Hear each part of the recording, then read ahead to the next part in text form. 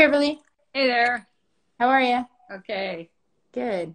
All right. So I was just telling folks about next week, Tuesday, October 11th. We have starting solids at 4:30, but I already kind of gave them insight into what we're going to be talking about today, which is awesome because I've done it ignorantly.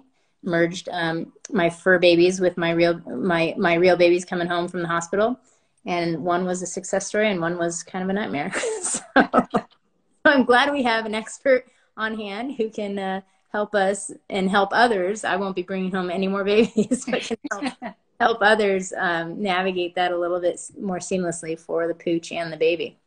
I see your little one in the frame. Yeah, Cute. yeah, it's a cartoon picture they drew of her. Oh, cool. So you have a fair few puppies or just one? Oh no, I just had one. Gotcha. All right.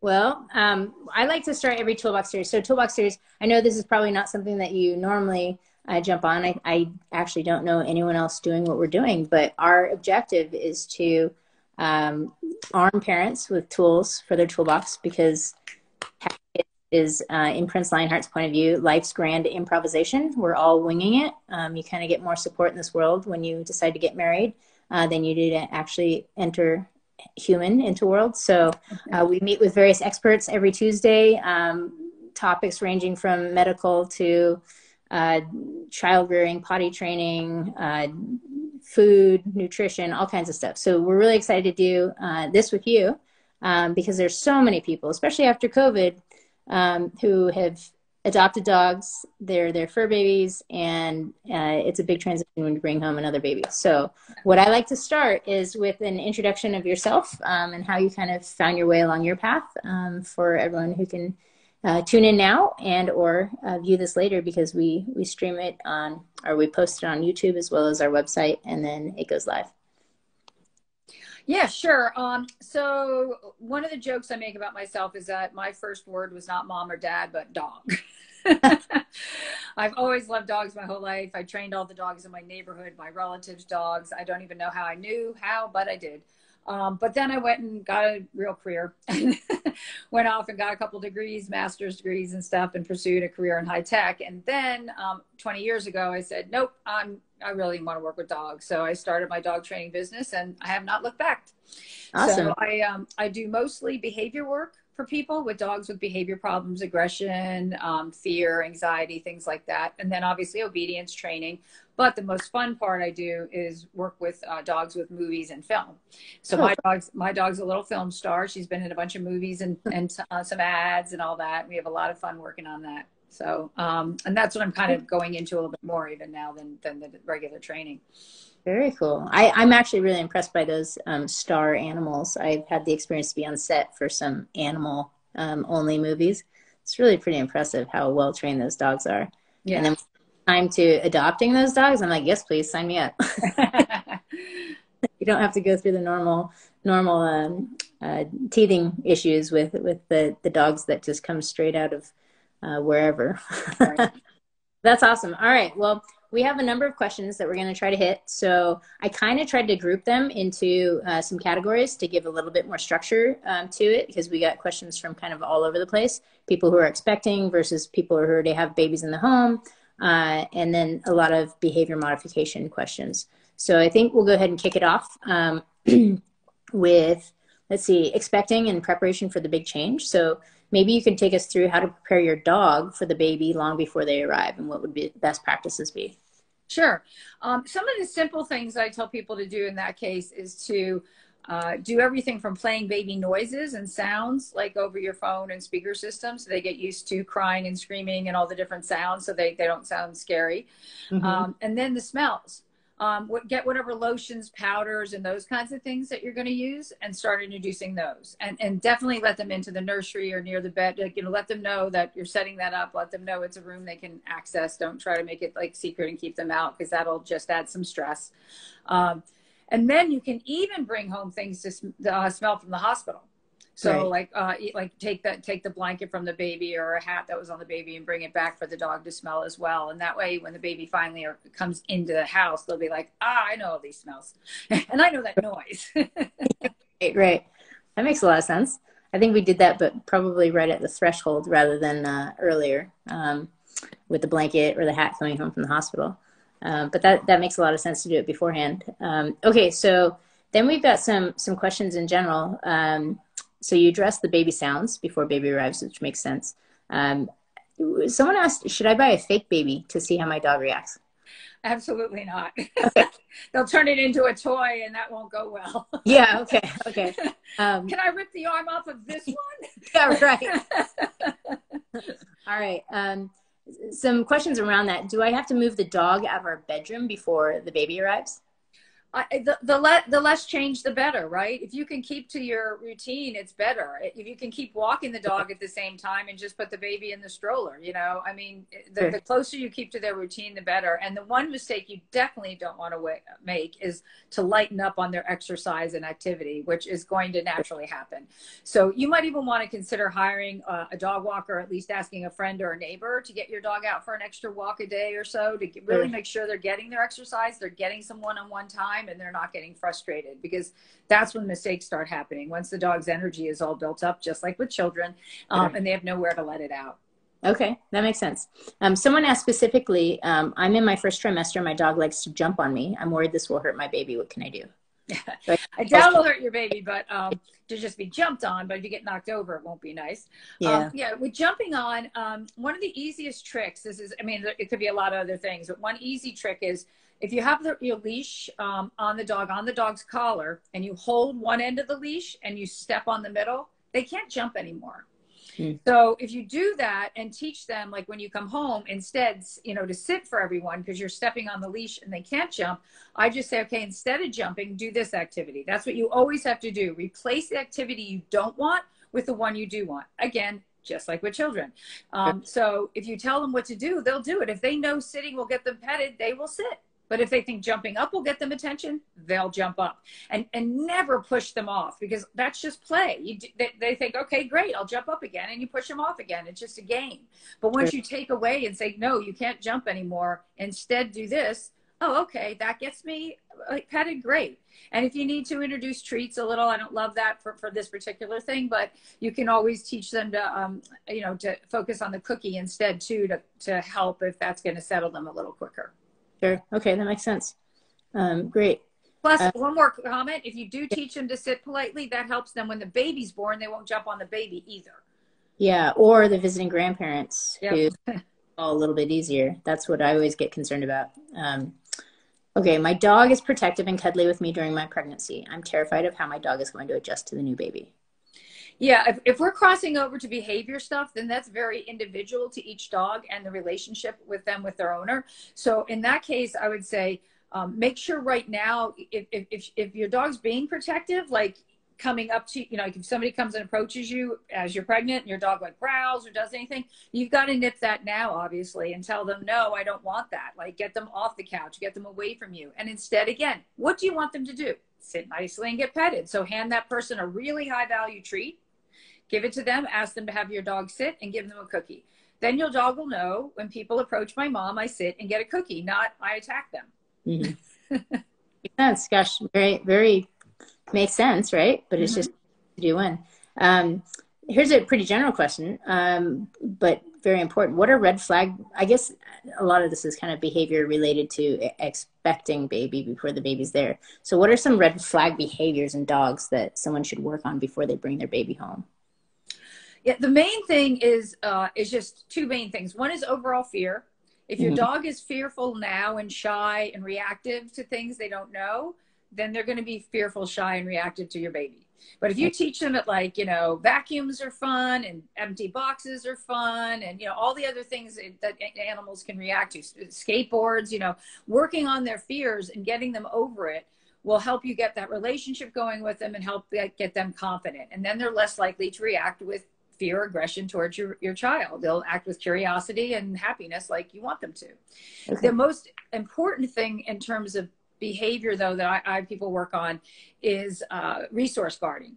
If a dog isn't used to having anybody around, especially at their height, they might not like the baby crawling up to them when they're trying to eat their food or when they're chewing on a bone. So work on that now with you and make sure your dog is okay with you doing that. Because if they're not okay with you messing with their food and their bone, they're not going to allow your kid or your baby to do it. And Right. especially with babies, when you can't teach them yet to stay away, you got to make sure that the dog's not going to react incorrectly when the baby approaches them in any case or any scenario. Sure. So if somebody, detects some food aggression in their dog, like they try to actually, stick their hand in the bowl or grab the bone when they're enjoying it, what do they do? Get a behaviorist. Okay. Yeah, I wouldn't take that on because you can't take that chance. Okay. And definitely don't read stuff on the internet and try it. That's Sure. the worst thing you can do. Trying different things. This is an easy way to say to people. When people try different things with their dog, all it does is make them think you're insane. Think about it. Would you tell your kid, your bedtime's 7, 9, stay up as late as you want, and then complain that they don't know their bedtime? Right. You can't experiment and expect them to learn correct behaviors. So, once you do it the right way, which people like myself that are good behaviors know, you'll get them over the problem, really easily and solve it before it becomes an issue. Okay, that's great. Just a random question. I know that it looks like you're in the Bay Area. Is that right? Yeah. So, I'm in San Francisco Bay Area. Yeah. yeah. Are you able to, like, if somebody after this wanted to reach out to you, do you do Zoom sessions or remote? Yeah, I do. I mean, even just the phone is fine sometimes. Or I have people, like, I tell them what to do and then ask them to video themselves doing it so they can show me later and that kind of stuff. That's actually more effective because sometimes, it might not be dinner time for the dog, or the dog might not react this time, or so it's good to catch the behavior when you can. Yeah, COVID, a lot of people have figured out ways to reach more people. So from home, that's great. Okay, let's see. What do I need in my house for my dog before I bring my baby home? It's kind of a vague question. We talked on some of it in the very beginning. Unless you have anything more to add, you mentioned baby sound. Well, that's gonna spill over to some people's questions about how to keep the dog away from their baby stuff. So that's a good thing to start working on. Have some baby toys around and let them know that that's separate than their toys, and introduce them as things they don't touch versus their toys or things they do touch and get rewarded for touching. And so you start getting them to understand there's going to be some new rules. There'll be things on the ground that they can't pick up like they used to be able to. That's a hard transition for a lot of dogs, obviously. Yeah, no, that is a tough one. I was cognizant of that when I got mine, so I didn't actually give him like the plush toys. I give the more TBR and rubber toys that he could chew, because I thought there were too many plush. Right. They can learn, though. I mean, they can literally learn every single thing they're allowed and not allowed to touch. I mean, I even tell people dogs can't come to my house because it's not dog proof. I had treats and stuff all over the place on the ground and bags everywhere. And my dog just knows she's not supposed to touch them, so she doesn't. That's awesome. You want to take my kids for a little bit? No, thank you. All right. Let's see. What commands do I need to teach my dog before the baby arrives? Any commands that you should teach your dog, you should teach your dog. I mean, they should know to sit and stay and all that stuff. If they don't have a basic stay, then they don't have any patience, and you're going to lose your mind with them around the baby. But if your dog knows, for instance, to get in their bed and stay there for a little bit so you can change the baby or do something, that's going to really help your life a lot. So just basics, simple commands like that are important. You probably want to work on drop it in case they do pick up something they shouldn't, or the baby wants something from them. You can start working on things like that. So, but in general, the more trained your dog is, the better they are to live with in any situation. Yeah. Okay. And even, I don't know if somebody has a C-section, I just think about, hopefully that dog can jump in the back of the car if they're used to going in the car rather than getting lifted or any assist, because, C-sections, you can't do much lifting or anything like that. So yeah, exactly. So you can get ramps and stuff for your dog for those kinds of things too. Okay. Let's see. I'm worried about my dog not responding to direction when the baby arrives. What can I do? So I guess if they attempted it, but the dog's not responding, behaviorist. Yeah, I mean it's just training. They might not be a good dog trainer or know what they're doing because that's not their thing, right? But the idea is, the way I do tell people, if your dog isn't responsive perfectly now, like if you're just sitting in a quiet home and you can't say sit, come, stay, down, whatever, and have your dog do it like that, then when they're distracted or upset, they will not listen to you. Because you're basically saying we're in kindergarten and now I want them to behave as if they're in, middle school. And it's like, they're not you didn't work with them enough. They're not good enough.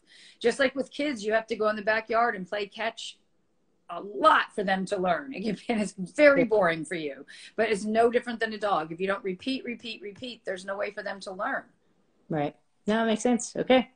Let's see. When the baby arrives, what are the most critical stages in baby's development with the dog? Are there specific ages to worry about? Yes. That's something I always have to talk to people about. Yep. What people don't understand is when the baby first comes, it's usually very easy for most dogs to adopt, other than some of the noises. The fact that it's just laying around just makes most dogs curious, and they want to come and smell and lick and taste and all that. The problem becomes at when they start crawling. So when you get into your 6 months, 8 months, that kind of stuff, and the baby starts moving around, your dog is not expecting you to do that. The dog is not expecting the baby to do that. Right. So the dog's going to be shocked, and especially smaller dogs are going to be a little scared, right? Because if the baby's now as big as the dog, big baby coming, right? And then it gets even worse when they're walking. So now when they become a toddler and they're standing up doing this, and the dog's half their size, they see like a monster waving over them instead of this little thing that was lying on the ground just a year ago. Sure. So that's really hard for them to transition if we don't help them. And the thing I get all the time is couples calling me saying, well, my baby, as soon as my baby started crawling, the dog started hating the baby, or doesn't even notice it's crawling, actually. Usually it's my dog started hating the baby and growling at them. And I'm like, and has anything changed? Like, did your baby just learn to crawl or walk? Oh, yeah, they did. Okay, can you think for a second about that? So they don't suddenly hate the baby. They are fearing the baby. They don't understand why this baby can suddenly move. And so when you teach them that is okay, and you walk them through it and make it a positive party, just like you make thunderstorms and fireworks parties with babies and dogs, if you make it happy, they think it's happy. Yeah. But you've got to do that work. Okay. All right. First week at home with baby and dog, what can I expect, and how can I help my dog to acclimate? Yeah, all the coaching, like I said, the more you've taught your dog that you're going to be their leader and help them and tell them yes or no and introduce things to them, the better they're going to be ready for you to introduce this to them. So the idea, again, is to just make sure you're overseeing everything and giving really clear feedback. So baby, smelling the baby, good girl to the dog, right? If the dog jumps around or gets a little excited, no, just literally sitting there and working ins and outs and rewarding the right behavior and saying no to the things you don't want. So the dog really starts seeing that you're giving them guidelines there, and then they'll feel safe and want to listen to the guidelines. But people tend to sit back with their dogs and look to see what their dog's going to do. Mm-hmm. In any given situation. What's like the first time my dog sees a child outside, I don't know how they're going to react. So let's just watch it and observe it. It's probably not going to go well. Right. But if you're in there telling your dog what to do, then they can feel safe knowing you want them to say hi to this child. You want them to interact, and it's a good thing to do it. But if you don't tell them it's a good thing to do it, how are they going to know? Sure. It's funny. You can replace dog with child, and all of this applies to parenting too. Yep, that's my philosophy on dog training. I have a paper called How to Raise a Dog, and it literally talks about the fact that they're about 4 or 5 years old mentally, and so they can learn right from wrong. They can learn not to touch things. We don't have to hide things from them. Like they're not 2-year-olds that are just going to keep grabbing stuff. They're a 4 or 5-year-old. You can say, "That's daddy's. Don't touch it." And the dog will understand. But the dog's not going to look both ways to cross the street. They're not going to get to 6 or 7 years old. So they're going to stay at that stage of development, and you've got to think of it that way and interact with them at that level. That's interesting, because before I became a parent, I actually watched The Dog Whisperer. I watched it to learn how to, be a better parent, raise my kids. And, obviously I didn't go to my kids, but, but a lot of everything. Yep. Limitations, boundaries, all that. They want to captain their ship so that they can feel safe. Yep. They take boundaries. Exactly. And they're going to test us sometimes, and we've got to be there and rise up to the situation. Yeah, for sure. Okay, so now we're on to full-blown behavior modification when the baby's actually home. Some specific questions: how can I train my dog to stay off my baby's playmat? How can I basically enforce no dog zones? Right. That's a good thing to do, again, before the baby comes. Just, you can put stuff down and say they can't be on it. You can tell them they can't be on the furniture. And it just, again, I mean, it depends on the dog and how obsessive they are about these things. But overall, just telling them no when they go to get on it and then rewarding them not going on it is all you need to do.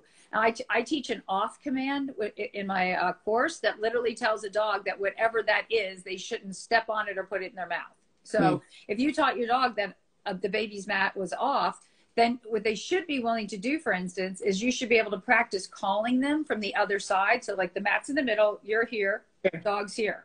You should be able to call your dog and they shouldn't walk across the mat. They should walk around the mat and come to you. And once they're willing to do that, you know, they've understood that this is not their space and they have to give it, you know, give it its wide berth, and you're going to get upset if they step on it. That's great. All right.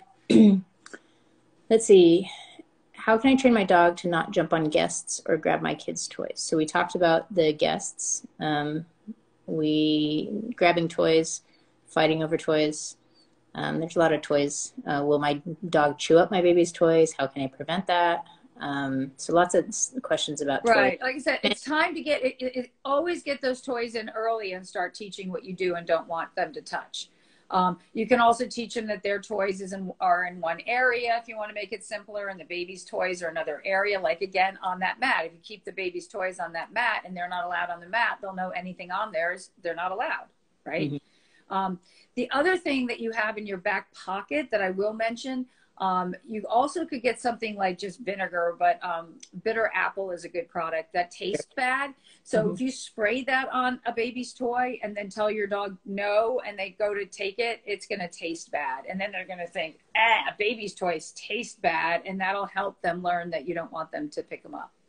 So that's probably not going to fly for babies mouthing the same toy with bitter apple. But what about, would it be bad too if you caught them in the act of taking the baby's toy to just spray it in their face? No, that does no good. No, I mean, there has to be a no that you're doing sometimes. But what I'm getting the baby toys, bitter apple is nothing that's poisonous, obviously, for anybody. So if you have like a plastic toy, like let's say a rubber ducky or something that you teach the dog not to have with bitter apple, you just go rinse it off in the sink and wash it, and it's good for your baby afterwards. Okay. Because bitter apple doesn't stay on anyway. It dries up. It's alcohol based. It dries up within seconds and it's gone. So all it does is really doing that before it's cleaning the toy is what it's doing.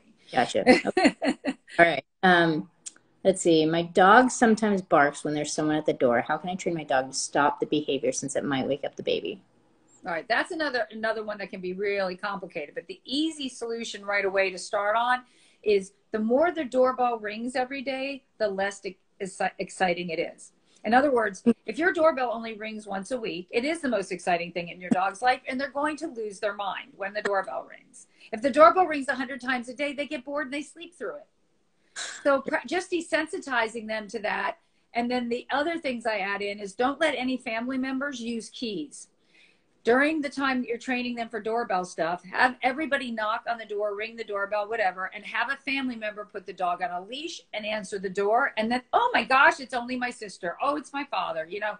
So now it's not always a stranger, which lessens the excitement and also gets that extra practice in. You can even have, you know, one of your kids get up and, you know, go outside and pretend to leave and come back in and have the dog sit again, right? So you just keep practicing that over and over. And then also with the doorbell desensitization, the way I say it too is like, if your dog's this excited because you ring the doorbell this much, then you ring it this much, the excitement comes down, right? And it just keeps going like this. So again, 100 times a day, no excitement. So it's up to you with how much you ring the doorbell and how much you work with your dog to get them to really understand that it's really a boring thing that they need not react to.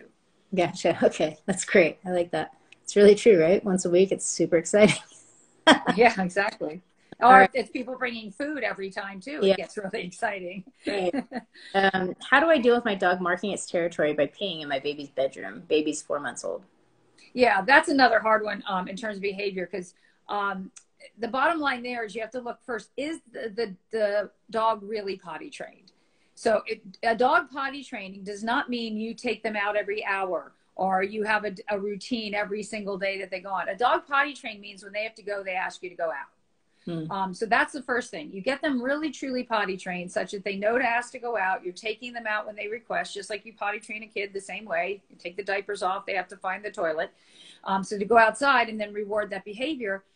And then inside, you just keep watching them like normal potty training. And if you see he's going to saddle up and might lift his leg, you grab him and say no and take him outside again. And you let him know in the house, you get really upset with him. Outside, he gets cookies. And then he's going to be like, I should go outside and get cookies. It's better. It's that simple, right? But you have to catch them and be there to keep telling them. Because some people think after the fact, you can't tell. Of course they can. They know it's their pee. That's how they mark territory. That's how they mark their way, you know, back home from a walk in the woods, you know. So they know that what they're doing. So you just have to tell them you're not allowed to do that. Right. Okay. Let's see. Okay. So lastly, how to reduce your dog's stress overall and keep them safe throughout their time with baby and toddler. So we Exercise. Okay. Yeah, the three things I tell everybody every dog needs is the right amount, the right kind of physical exercise. And you and a good baseline is if you're not walking them an hour a day, like a nonstop walk, not a round the block as they stop 75 times and don't get an aerobic workout. I'm talking 2-3 miles at least. Get out there for an hour a day or so. And then any other thing is icing on the cake. Play fetch, you know, take them to the dog park, play tug or games around the house. Second thing is mental. You have to tire them out mentally.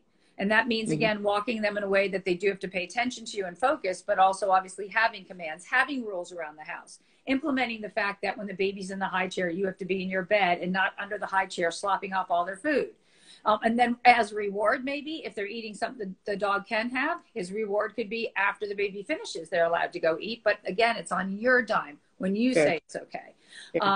So just giving them jobs to do and places to be for different activities will keep their minds going, again, just like with kids. And they don't end up doing things that, because they'll make up their own jobs otherwise. And once dogs make up their own jobs, it's not usually good because they're dogs. So it's physical exercise, mental exercise, and the last thing is leadership. So just, again, telling them what they're supposed to do and letting them know they can count on you to give them feedback so they look to you for that feedback so you have that relationship established and it's working. Awesome. All right. Well, that was amazing. Thank you. That was great. So everyone, poochcoach.com is where you can find Beverly. And she does do remote consultations. So if you are finding yourself struggling or expecting and not having the first clue and you have specific questions, go ahead to her. But I thank you very much for your time, Beverly. It was really enlightening and often hilarious. Yes. So much this of what is my baby. Oh, there it is. Look at the camera over here. There you go. Is it a boy or girl? It's a girl. Her name is Music. You can follow her too. She's Music Dog with a K on Instagram and Facebook, and again, an actress and a model. So she's famous in her own right. Excellent. What has she been in? Last Black Man in San Francisco was a major film that she had a little part in. If you go to her website, musicdogs.com, you can see some short films she's been in and some ads and stuff. Very cool. All right. Well, we will look for you, Music. All right. Well, thanks so much, Beverly. And for everyone else, if you enjoy what you're seeing, and this was really a fun departure from normal potty training of kids, but talking about dogs, go ahead and follow us. We are here every Tuesday with a different expert in their own field and learning so that when you know better, you do better. So thank you very much, Beverly. And we'll see you later. Thank you. Bye-bye. Bye.